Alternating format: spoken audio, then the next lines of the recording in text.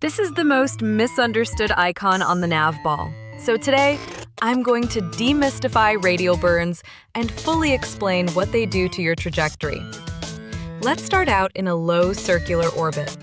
Now, notice here that when we point towards the radial in indicator, we point directly down towards the planet. And the opposite is true for the radial out icon.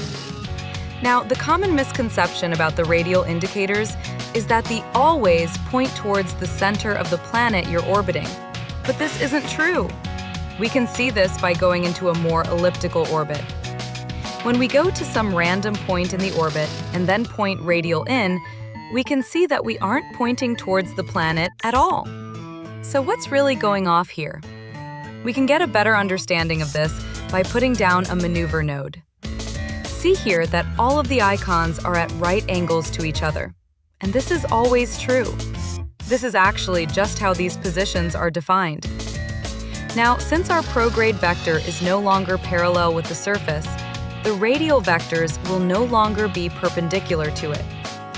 So, what happens when we actually do a burn?